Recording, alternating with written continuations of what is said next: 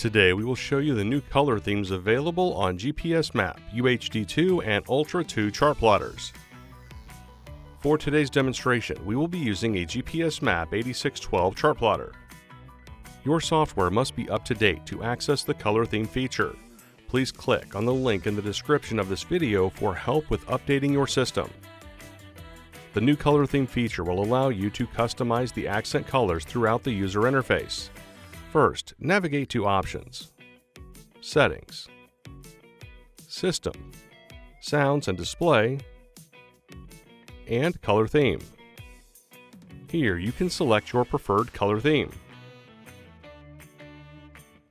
The color option chosen will now appear as the accent color throughout the user interface.